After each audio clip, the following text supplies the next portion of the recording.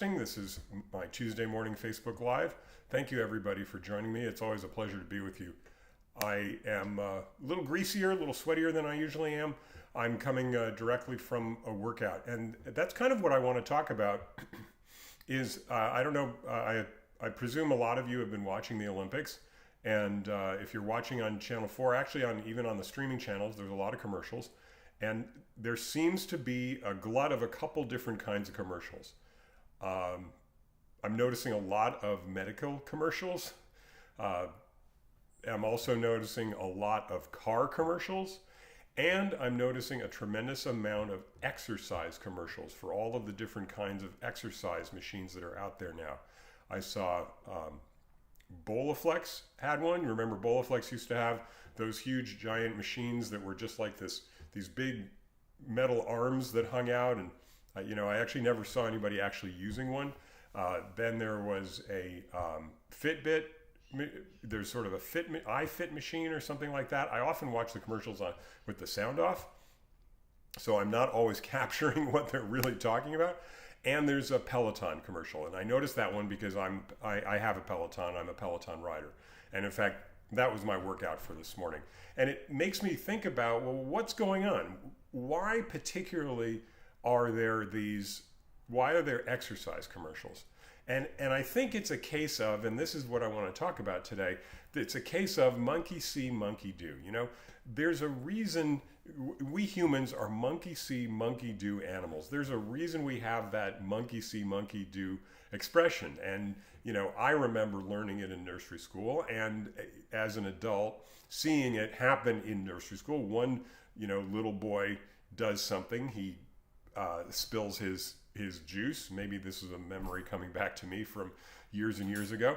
And then another boy spills his juice. And then, another boy spills his juice. The first one's an accident. The second one is not so sure. And the third one, maybe he kind of did it on purpose because he did what he saw the other kids doing.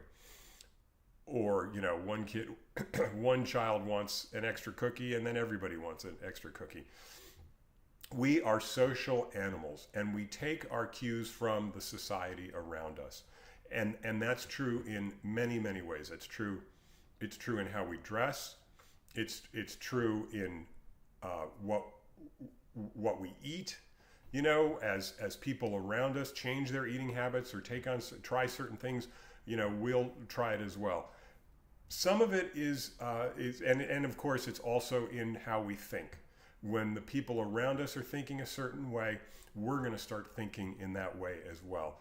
And that's what we need to be aware of. We need to be focused on where are we just sort of following the crowd and going along with everybody around us, and when are we actually thinking for ourselves.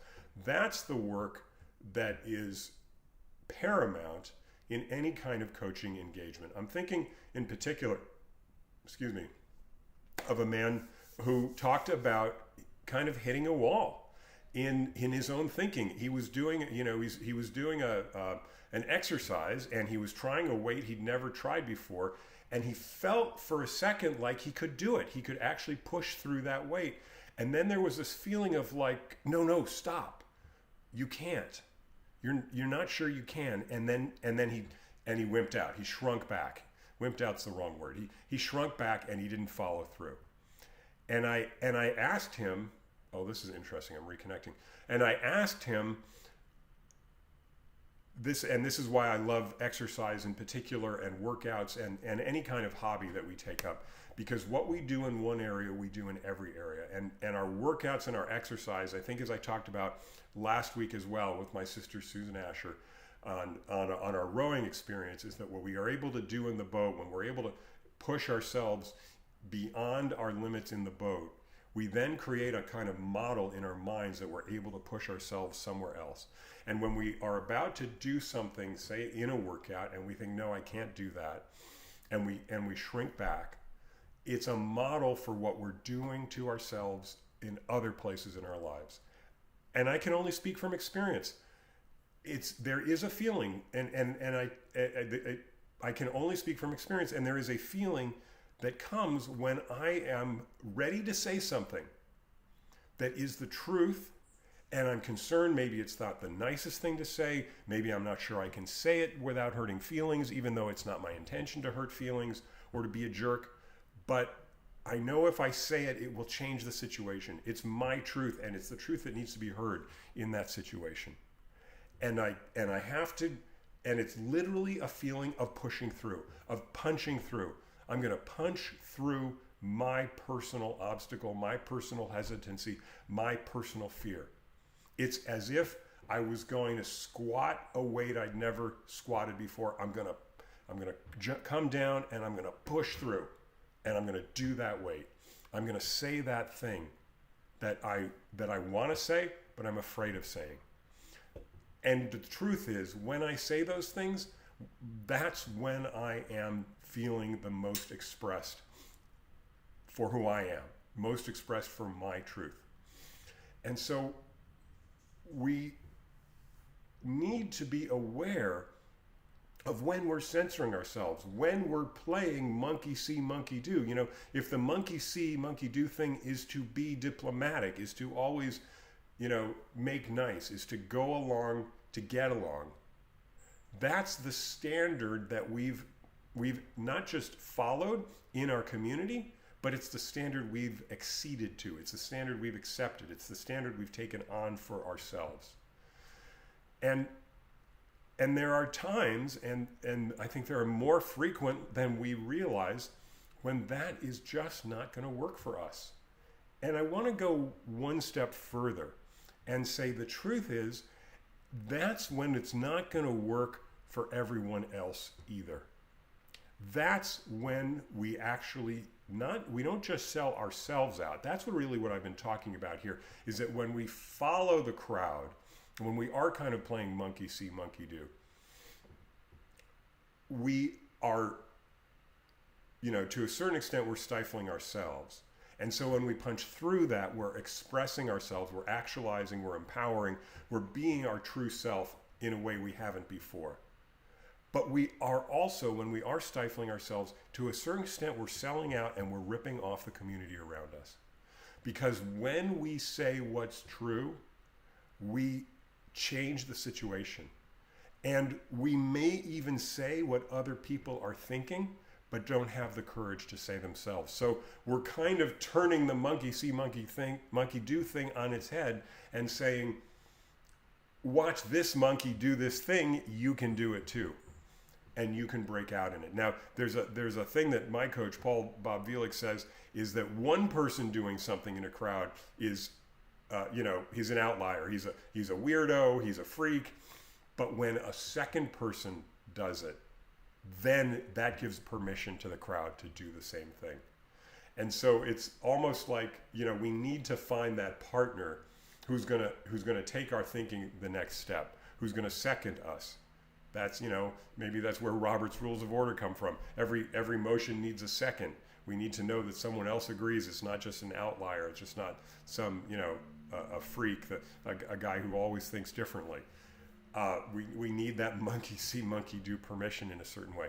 But I want to come back to the idea that when we do punch through, when we do take that risk and kind of break from the crowd, we are actually giving permission to other people to do the same thing as well. We're looking for that person who's going to be the second. And then once we have the second, we're going to have the third and the fourth, you know, that's going to change things.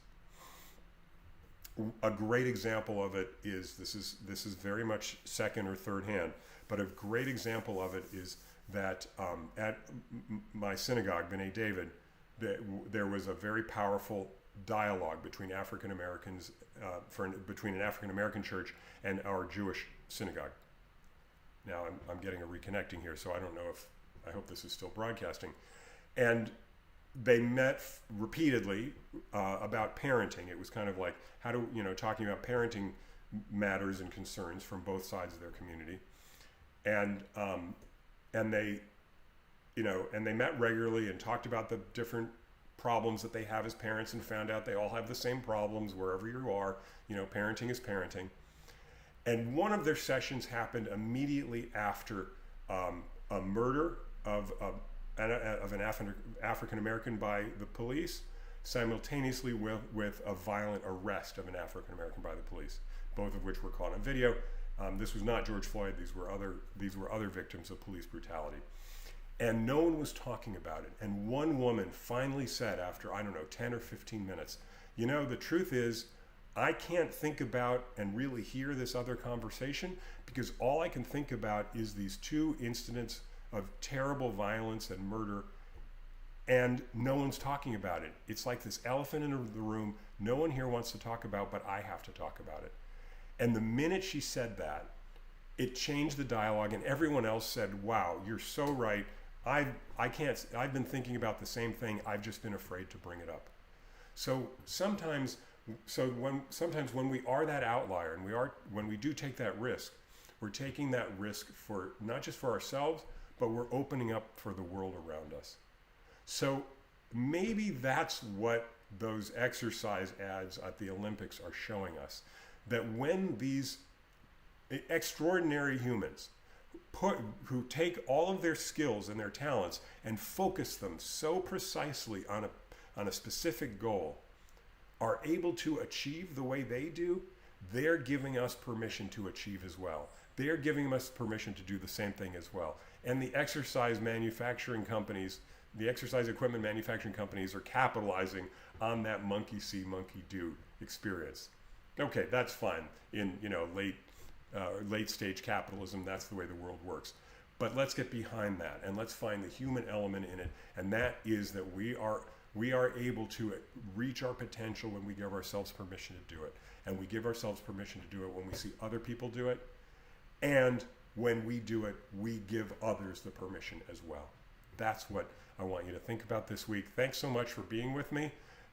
See you again next Tuesday, 9 a.m. for my next Facebook Live. Have a great week.